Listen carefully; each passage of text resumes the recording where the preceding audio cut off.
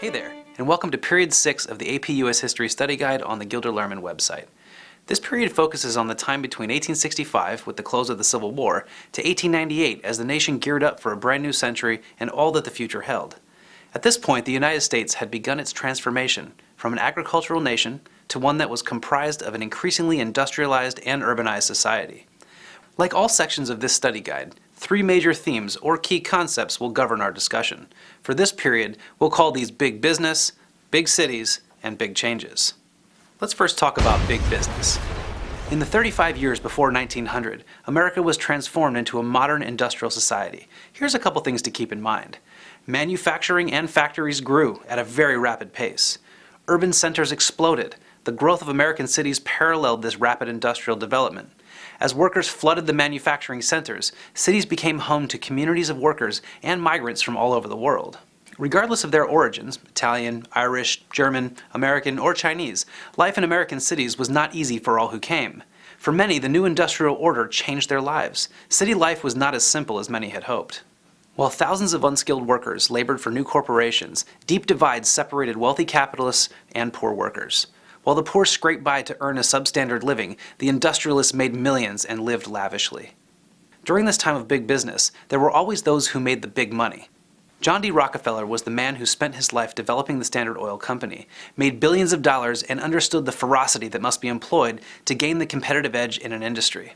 Standard Oil, through marginally acceptable business practices, and sometimes not so acceptable, gained a controlling share of the oil industry during this time. Next we have Andrew Carnegie. He was the Baron of U.S. Steel. An immigrant himself, Carnegie brought the story of Horatio Alger to life. His staunch work ethic and innovation around the development and manufacture of cheap quality steel allowed him to make hundreds of millions of dollars by the time he sold his company in 1901. Yet in 1901, he was worth more than $475 million. Next we have J.P. Morgan, a financier who, through many different partnerships, was able to amass an amazing amount of wealth by working with industrialists to consolidate wealth and develop financial portfolios. The dominant factory system becomes central to an efficient manufacturing sector of the American economy that demands the maintenance of a permanent low-wage workforce. An economy that operated free from local, state, or federal government intervention emerged and surged forward. This begs the question, if a small concentrated portion of society enjoys the spoils of industrialization, what happens to those who make up the rest of the population? As Americans all over the nation lived within a breath of poverty, people began to organize around issues of labor.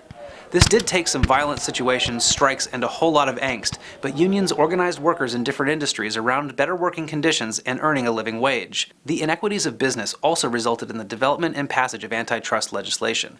This prohibited single corporations from owning or influencing a majority share of an entire industry. This was solidified with the Sherman Antitrust Act of 1890. With all of this in the air, there was also a sense among the mega-rich that they should give back some or a great deal of their fortunes to the American people. First we have Carnegie and what's become known as his Gospel of Wealth, which led to his overwhelming and at this point unheard of philanthropy. His philosophy was simple: earn your money and work hard to earn lots of it.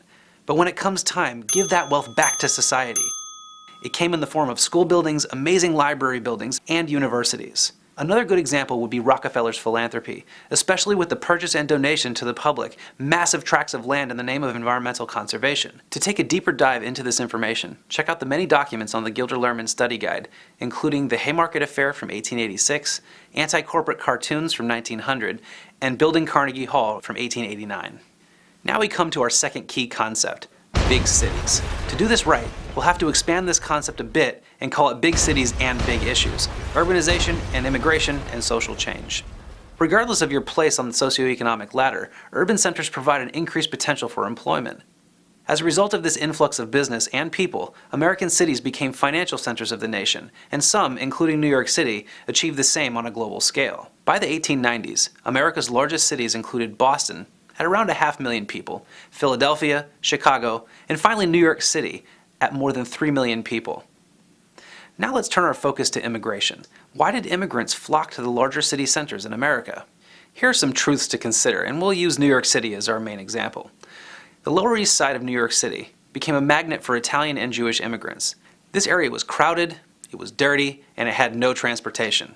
So why would people want to live there? For the newly arrived, extraordinarily poor people, there was cheap rent, employment for substandard wages, and they also had family and friends that could provide support, even if it was only moral. Between older waves of immigrants and newly arriving masses, the American population underwent a massive facelift. By 1890, immigrants became almost 15% of the entire population. Let's talk for a moment about the reforms that urban centers experienced during this time. Women's rights and their role in American society became a large part of the American dialogue during this era. We see the start of the Seneca Falls movement and what will become the national push towards women's suffrage in the United States by the 1920s. Also, American society began to turn towards temperance. For many, this movement was an attempt to purify a nation they believed had turned to vice and squalor.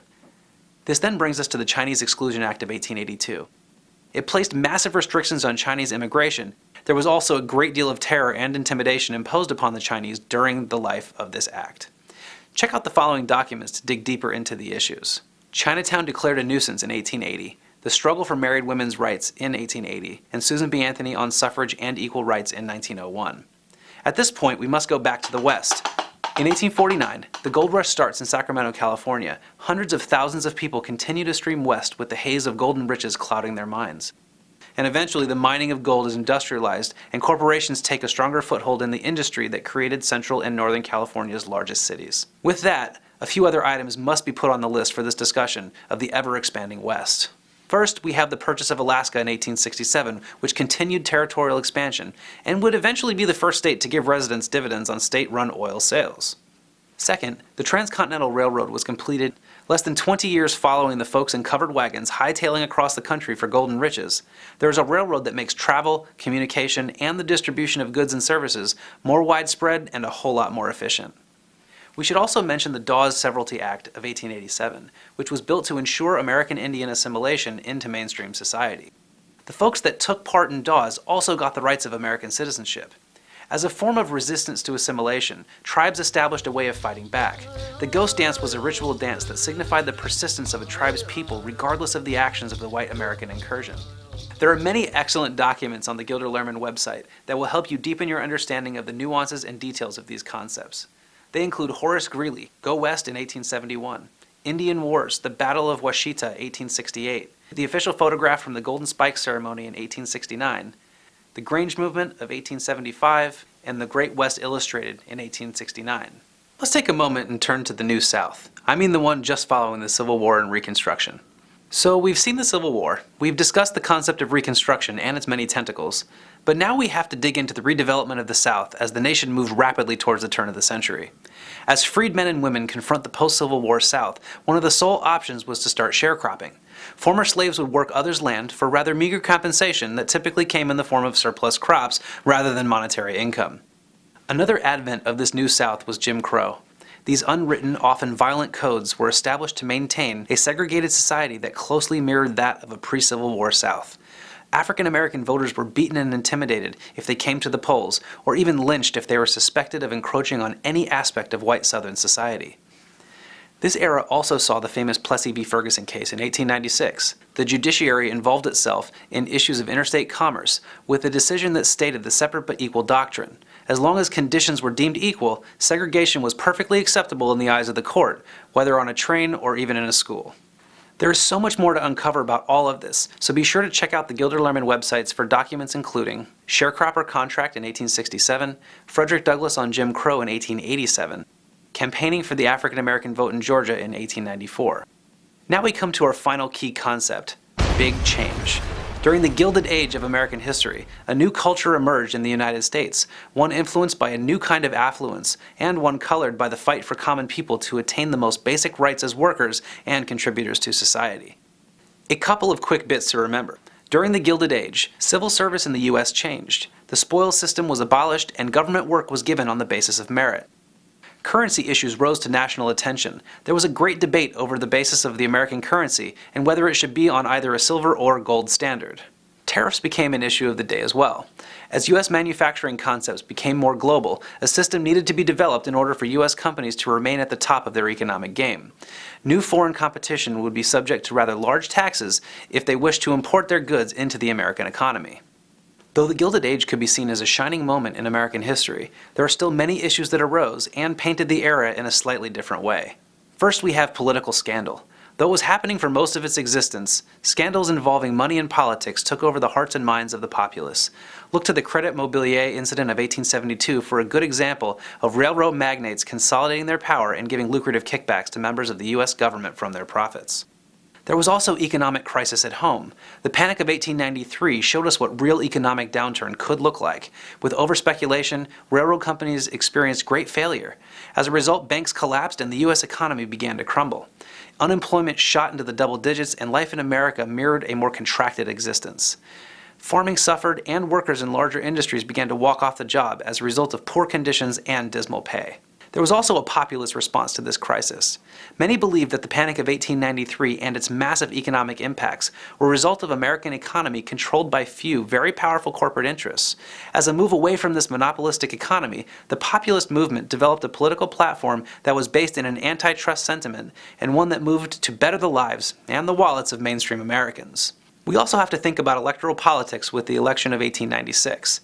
William McKinley completes a landslide win for the presidency, and while William Jennings Bryan was defeated, his campaign made a mark on electoral history. Be sure to check out his Cross of Gold speech from 1896. Well, there we have it. This is a ton of information to process, but continue to immerse yourself in the materials at ap.gilderlehrman.org, including William Cullen Bryant